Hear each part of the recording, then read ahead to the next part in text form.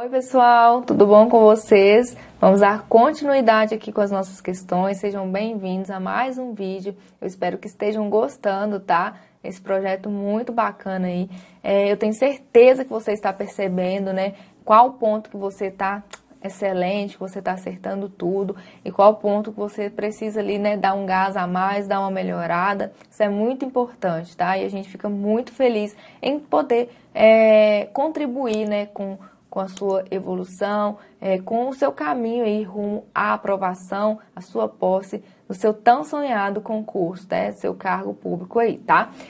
Hoje nós vamos continuar aí com a questão de número 61, tá? Nós já estamos aí começando a reta final mesmo das questões. Eu peço a vocês que deixem um like aqui nesse vídeo, comentem para mim o que vocês estão achando, tá? Como estão saindo aí nas questões, tá certo? Então vamos começar aqui com a nossa questão de número 61. Na tela aí. Olha só, em relação às provas no processo penal, assinale a alternativa correta. Em hipótese alguma, o juiz poderá fundamentar sua convicção em elementos informativos colhidos na investigação. Ou seja, né, em hipótese alguma. Olha só, vamos dar uma olhada para responder essa questão no artigo 155, tá? O artigo 155 que fala ali da convicção do juiz, do livre convencimento motivado, tá? Ou da persuasão racional. São esses princípios, né, que são retratados aí no artigo 155. E ele fala o seguinte, que o juiz ele formará sua convicção pela livre apreciação da prova produzida em contraditório judicial, não podendo fundamentar sua decisão exclusivamente nos elementos informativos colhidos na investigação, ressalvadas as provas cautelares, não repetíveis e antecipadas. Então, o que é esse artigo? Ele nos fala aqui, a gente consegue extrair a informação dele. O juiz, para ele fundamentar a sua decisão, ele não pode ter como aparato apenas o inquérito policial, tá? Ele tem que utilizar provas que foram colhidas ali com contraditório com a ampla defesa, né? Durante a instrução criminal. Ele pode sim utilizar elementos informativos do inquérito para corroborar com essas provas, mas ele não pode utilizá-lo de forma exclusiva. Ele não pode fundamentar sua decisão com base exclusivamente no inquérito. Mas a própria lei, ela nos faz uma ressalva, tá? Que se for em caso de provas cautelares, não repetíveis ou antecipadas, que são os chamados elementos migratórios, né, elementos migratórios do inquérito, nesse caso, sim, o juiz ele pode fundamentar sua decisão com base exclusivamente no inquérito, desde que se tratem destes elementos, tá? Elementos, provas não repetíveis, cautelares ou antecipadas. As provas cautelares seriam aquela interceptação telefônica, por exemplo, tá? Aquela busca domiciliar. As provas não repetíveis, o exame de corpo de delito, porque o vestígio, né, ele não dura para sempre, não vai esperar até a instrução criminal. Então, aquela prova foi realizada, não tem condição de ser realizada novamente, tá? E a prova, no caso da prova antecipada e da cautelar, o contraditório, ele é posterior, tá? Ele é posterior à formação aí da prova. Porém, na prova antecipada, por exemplo, uma testemunha, né, que está ali com a saúde debilitada e há o receio de que ao tempo da instrução criminal ela não esteja mais viva. Então, o que acontece? Aquela testemunha, a oitiva dela é imprescindível, né?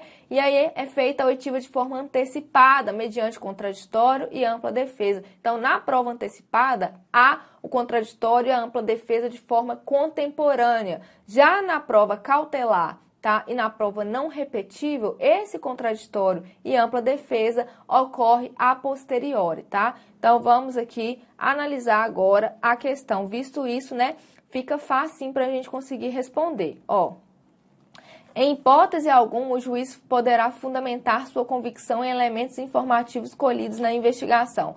Então, nós vimos que está errado, né? Porque aqui fala em hipótese alguma. Mas se nós estivermos diante aí dos elementos migratórios, né? As provas cautelares, antecipadas e não repetíveis, o juiz pode fundamentar sim, com base nesses elementos colhidos na investigação.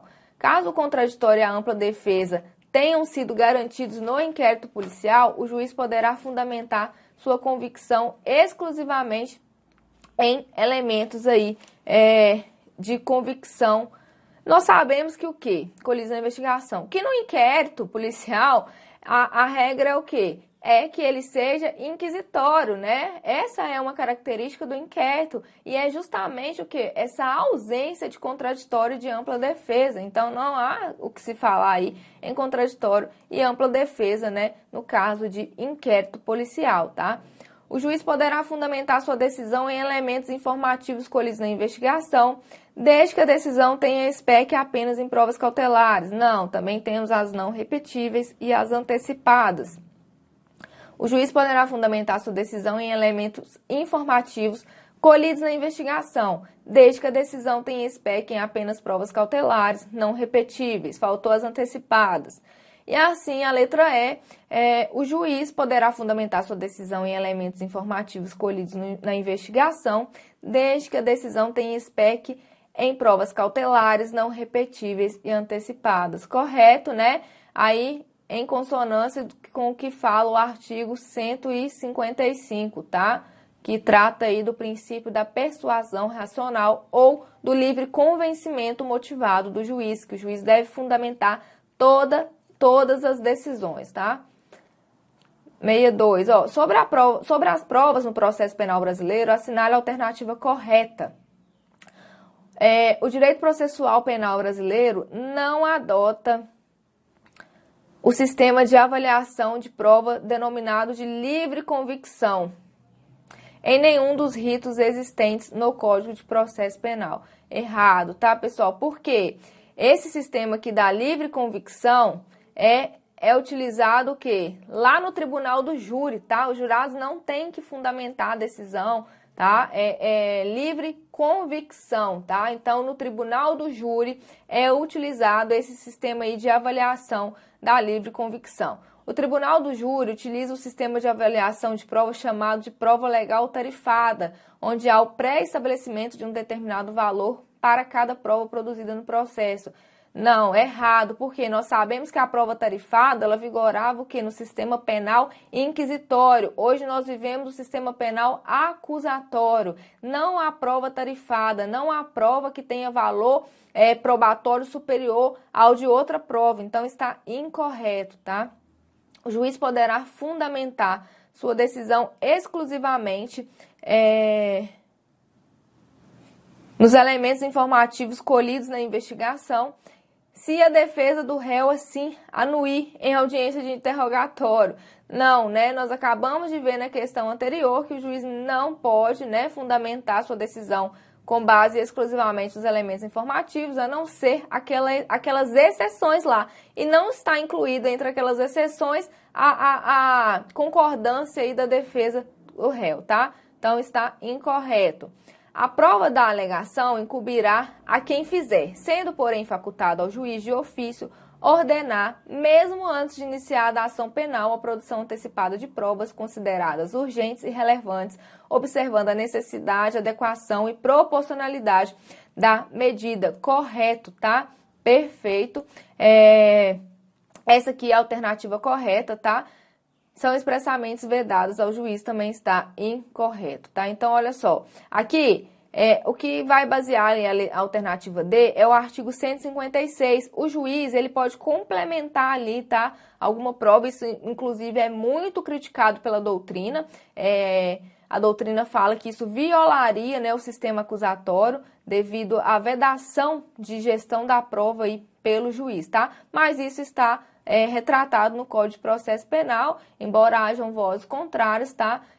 O juiz, ele pode sim ordenar, tá? Mesmo antes de iniciar a ação penal, a produção antecipada de provas consideradas urgentes e relevantes, tá bom? Então, a alternativa correta aí, letra D. Os crimes de responsabilidade dos funcionários públicos terão procedimento especial que contempla. Pessoal, os crimes de responsabilidade dos funcionários públicos, né, é um tema que seu edital estiver cobrando, pode se preparar que pelo menos uma questão vai estar na sua prova, tá? Eu acho que tem muita pertinência temática, né? Se você está buscando um cargo público, é bom que você tenha conhecimento aí a respeito desse procedimento de julgamento aí dos crimes, né, de responsabilidade, tá? De funcionários públicos. Então, vamos lá, vamos analisar aqui as questões. Lembrando a vocês que esse procedimento está retratado do artigo 513 ao 518 do Código de Processo Penal. Nos crimes afiançáveis, a possibilidade de oferecida a denúncia ou a queixa, o acusado oferecer resposta por escrito dentro de 15 dias. Sim, essa aqui é a chamada o quê? Ele vai ser notificado, né? O acusado vai ser notificado para que ofereça uma resposta preliminar antes do juiz, tá? Receber essa denúncia ou essa queixa. Então, o que que acontece? O Ministério Público, ele oferece a denúncia, né? Contra o funcionário público. E aí, então, ele vai ser notificado. Mas isso é o quê? No caso de crimes afiançáveis, tá? Se for um crime inafiançável, não haverá observância aí dessa formalidade, tá? Nos crimes afiançáveis, antes de receber essa denúncia ou essa queixa, o juiz ele vai ordenar a notificação do acusado para que responda por escrito dentro do prazo de 15 dias. É a chamada resposta preliminar. Então, antes de receber a denúncia, o juiz, né, notifica o acusado, ele oferece a resposta preliminar e só assim o juiz decide se recebe ou não essa denúncia ou essa queixa, tá?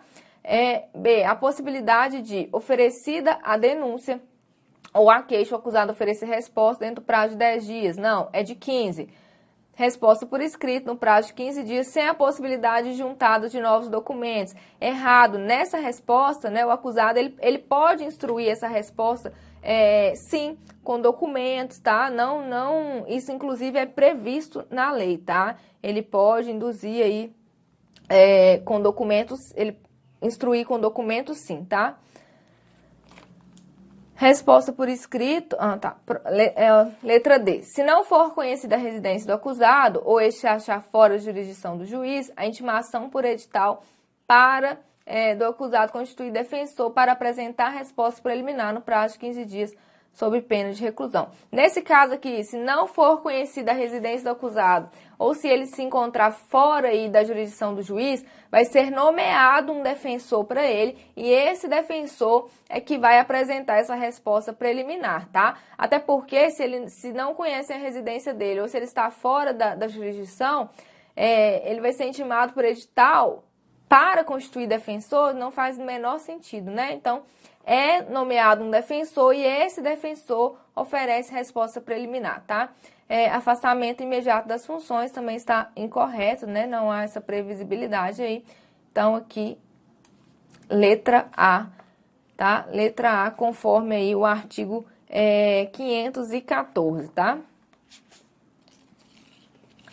Sobre o inquérito policial, é correto afirmar que se trata de um procedimento administrativo dispensável e disponível. Pessoal, o inquérito por um acaso é disponível? Óbvio que não, nós já estamos, né, calejados de tanto saber isso, né? Ele é dispensável, sim, porque o Ministério Público, se ele tiver ali a justa causa probatória, o laço probatório, né, mínimo de autoria e de materialidade, chamado de justa causa, não é necessário, né, a instauração do inquérito, tá? Ele é dispensável, porém ele não é indisponível. O que que isso significa? Significa que a autoridade policial não poderá arquivá-lo, tá? Então, o delegado de polícia não pode mandar arquivar aí os autos do inquérito policial. Esse procedimento é promovido, né, pelo Ministério Público e pelo juiz, tá? Então, vamos lá. Uma vez arquivado, somente poderá ser desarquivado a requerimento do Ministério Público. Não, caso haja o surgimento de novas provas, ele poderá ser desarquivado, tá?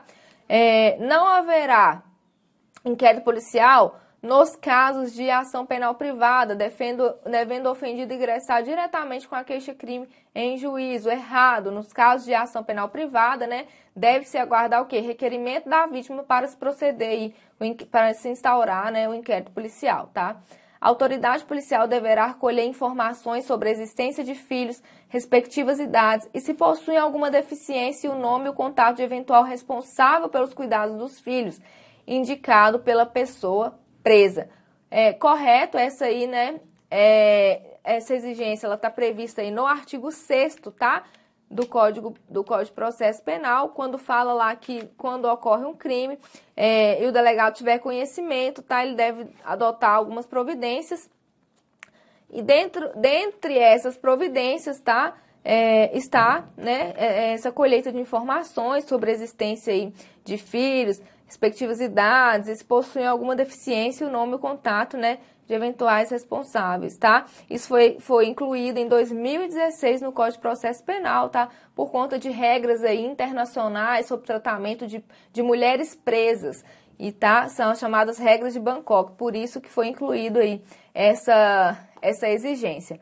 O prazo para o seu encerramento será de 5 dias, quando o indiciado estiver preso, contados a partir de sua prisão, e de 30 dias quando o indiciado estiver solto ou quando não houver indiciado. Errado, né? O prazo de investigado preso é de 10 dias, né? E caso ele esteja solto, sim, aí é de 30 dias. Então, a alternativa correta ali, letra D. 65. Em relação às prisões, assinale a alternativa correta. As pessoas presas provisoriamente ficarão separadas a que já tiverem definitivamente condenadas, ressalvada a impossibilidade da separação em despacho fundamentado da autoridade judiciária. Olha, a lei não traz essa ressalva, tá?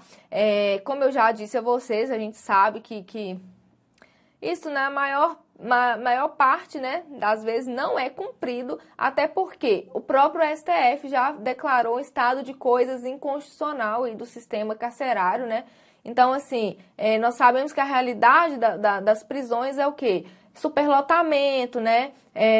Então, não há essa aplicabilidade na prática. Porém, a lei, ela determina, né, essa obrigatoriedade aí que os presos preventivos, provisórios, né, ou seja, provisórios, estão em prisão preventiva ou em temporária, eles devem ficar separados do que já tiverem condenação, tá?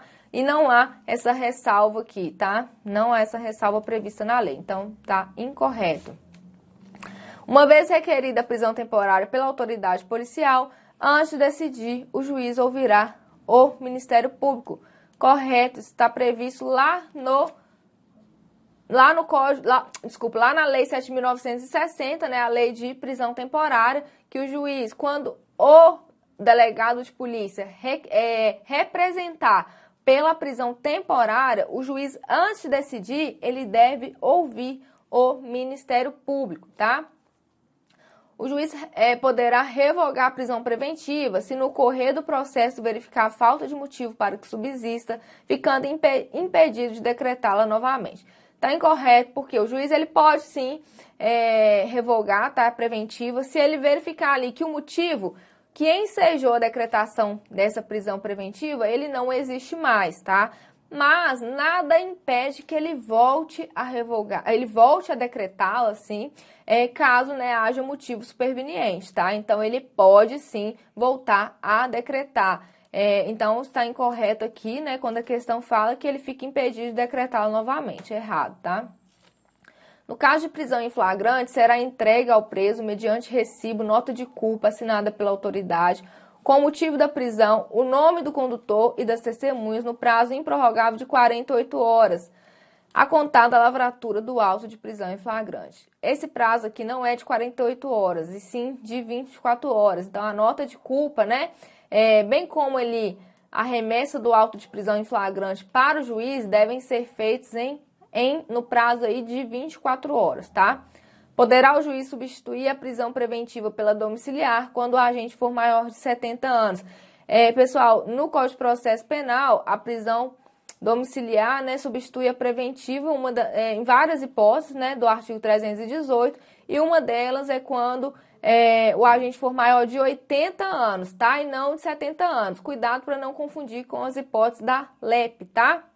Do artigo 117 da LEP. Lá sim fala em 70 anos, mas no Código de Processo Penal é 80, tá? Então aqui nossa alternativa correta, letra B. Próxima questão. Ó, Lauro praticou na noite de 20 de janeiro de 2018, na cidade de Magazão, um roubo contra a vítima Amanda, subtraindo seu veículo. Em seguida, de posse do referido automóvel, já na comarca de Santana, praticou outros 2 roubos, se apossando do relógio celular das vítimas Antunes e Adolfo.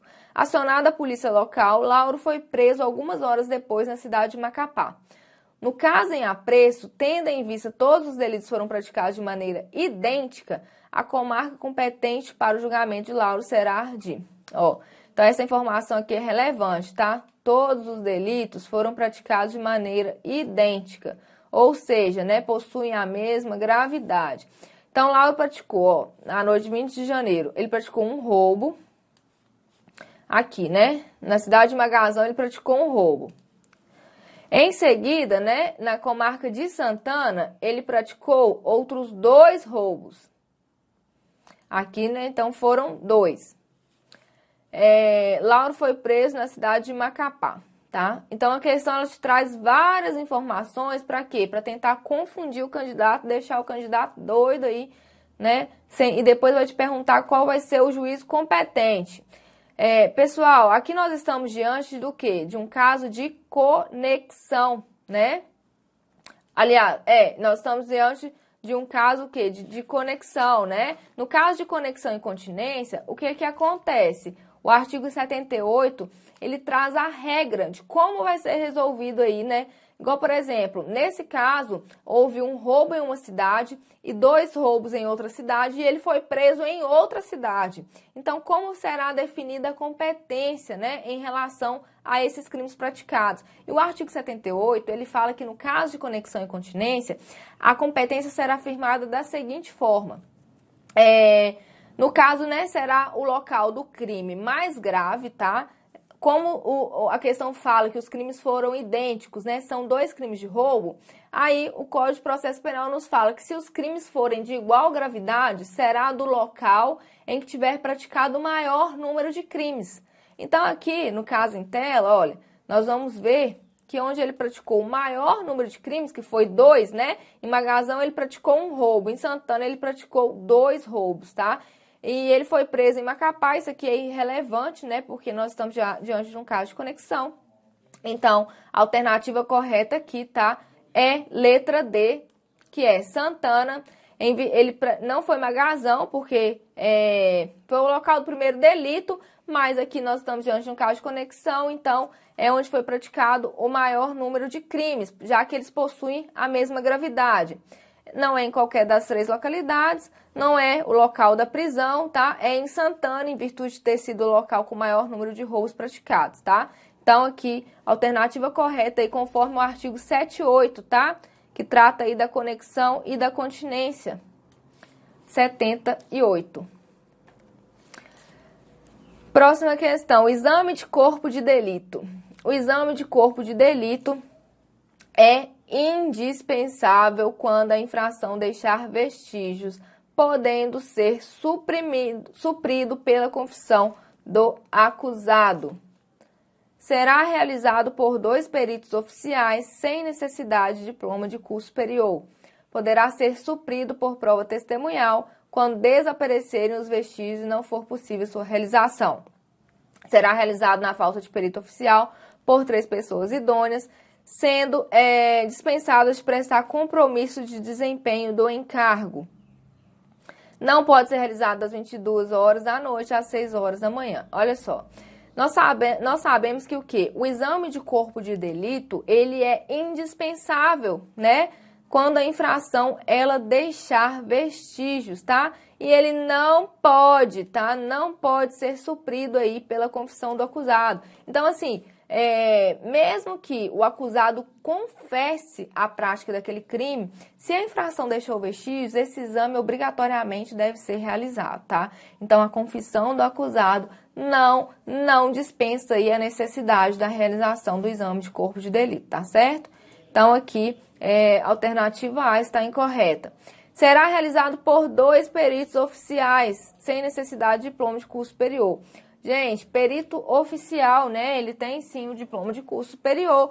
E é um perito oficial e não 2, tá? A lei fala de 1. Quando é perito oficial, é 1. Agora, se for aquele perito ad hoc, né? No caso de não haver perito na localidade, aí sim será 2 peritos, e não há a palavra oficial, tá? Será 2 peritos com diploma de curso superior, preferencialmente, tá? Não é obrigatoriamente, preferencialmente na área aí, né? Na área técnica, né? Da realização da perícia, tá certo? Então, aqui, quando estivermos falando de perito oficial, é 1 e não 2, tá? Poderá ser suprido por prova testemunhal quando desaparecerem os vestígios e não for possível a sua realização. Correto, tá? Isso está no artigo 167. 167 aí do CPP. Então, quando os vestígios desaparecem e não for possível aí ser feito o exame de corpo de delito, a prova testemunhal pode supri-lo, tá? Será realizado na falta de perito oficial por 3 pessoas idôneas, sendo dispensável de prestar compromisso de desempenho do encargo. Não, né? São 2 pessoas idôneas com diploma de curso superior, preferencialmente aí na área da perícia ser realizada, e elas prestarão compromisso aí de desempenho do cargo, tá? Não são dispensadas, não. Elas vão prestar, sim, o compromisso. Não poderá ser realizado das 22 horas da noite às 6 da manhã. Errado, tá? Errado porque o Código de Processo Penal, ele fala que esse exame ele pode ser realizado a qualquer dia, qualquer hora. Porque imagina só, um vestígio que possa desaparecer, né? Ter que esperar ocorrer um crime de madrugada ou no início da noite, às 10 horas da noite, ter que esperar até o outro dia para ser feito. Então, não faz sentido, né? Então, ele pode ser realizado a qualquer dia e a qualquer hora, tá? Então, atenção em relação a isso, qualquer dia e qualquer hora. Então, a alternativa correta é que letra C, conforme o artigo 167. A denúncia ou case será rejeitada quando faltar justa causa para o exercício da ação.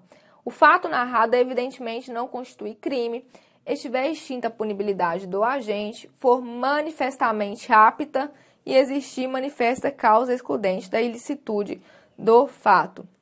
Pessoal, aqui, essa questão, ela está te pedindo quando a denúncia será rejeitada, tá? Mas ela tentou confundir com a absolvição sumária.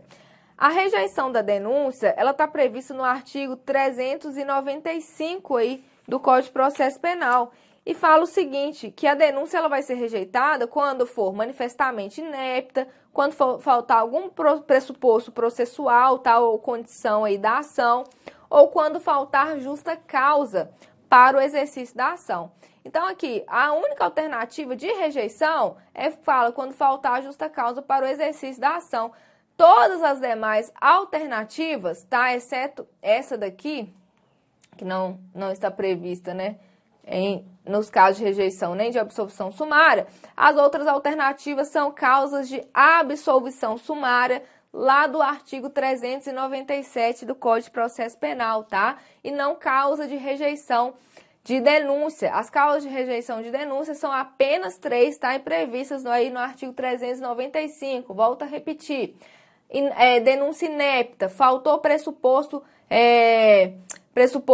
algum pressuposto ou condição da ação, tá? Ou faltou justa causa. Aí sim, nós teremos, né, a rejeição da denúncia. Agora, o fato narrado não constitui crime, estiver extinta a punibilidade, ou existir causa excludente da licitude, isso são causas de absolvição sumária, tá? E não de rejeição de denúncia, tá bom? 69, ó, o Ministério Público não se conformando com a decisão do juiz que concedeu liberdade provisória ao réu, deverá, de acordo com o Código de Processo Penal, ingressar com a seguinte medida judicial. Olha só, o artigo 581 traz pra gente o quê? As hipóteses de recurso em sentido estrito, tá? Em regra, o RESE, o 581, tá, pessoal? Em regra, o recurso em sentido estrito, ele é um recurso da acusação, tá? Eu digo em regra porque a hipótese ali que ele poderá ser utilizado também pela defesa, mas em regra, ele é um recurso utilizado pelo Ministério Público. Então, fica a dica aí, tá? Aqui, pessoal, vai ser, né, o recurso em sentido estrito quando o juiz conceder liberdade provisória ao réu, tá? 70, ó, sobre a ação penal é correto afirmar que a representação será irretratável depois de recebida a denúncia. Aqui, atenção, né, que as questões gostam muito de trazer sobre o recebimento de denúncia, sobre a retratação, né, da representação. Cuidado, porque no Código de Processo Penal, a retratação ela é possível até o oferecimento da denúncia. Então, até o oferecimento da denúncia é possível retratar, e não é até o recebimento, como diz a questão. Mas, no caso de retratação feita lá no âmbito da Maria da Penha, né, da Lei 11.340, a retratação ela é possível até o recebimento da denúncia, porém, ela deverá ser feita em uma audiência realizada aí com a presença do Ministério Público, tá? Então, cuidado aí se a sua questão estiver te pedindo Maria da Penha, a retratação é até o recebimento, mas no Código de Processo Penal é até o oferecimento, tá? Desculpa aqui, até o oferecimento da denúncia. Então, aqui, ó, no caso de morte do ofendido ou quando declarado ausente por decisão judicial, o direito de oferecer queixa ou prosseguir na ação passará ao juiz. Errado, né? É o CAD, tá? O CAD, esse direito é do cônjuge, ascendente, descendente ou irmão. Isso previsto no artigo 31 aí do Código de Processo Penal. Não se admite em nenhuma hipótese a ação penal privada nos crimes de ação penal pública. Errado, por quê? Nós temos o quê? A ação penal privada subsidiária da pública, né? Quando o Ministério Público não oferece denúncia ali dentro do prazo previsto, tá? E aí sim é admitido, né, a ação penal privada subsidiária da pública. Seja qual for o crime, quando praticado em detrimento do patrimônio ou interesse da União, Estado e município, a ação penal será privada. Errado. Nesses casos, né, contra o patrimônio, interesse de União, Estado e município, a ação será sempre pública, tá? E não privada. O Ministério Público não poderá desistir da ação penal, correto, né? Aqui nós temos o quê? A aplicação do mesmo princípio lá da indisponibilidade, né, do inquérito, em que o delegado de polícia ele não pode mandar arquivar os autos do inquérito, o Ministério Público também, ao Ministério Público também se aplica aí o princípio da indisponibilidade, ele não pode desistir da ação penal, ele não pode desistir do recurso impetrado, tá certo? Então, assim, nós finalizamos nossas questões de hoje. Deixo o retorno de vocês aqui, tá? A gente gosta muito aí dessa interação. Então, até mais, até o próximo vídeo com mais questões aí para vocês. Tchau, tchau!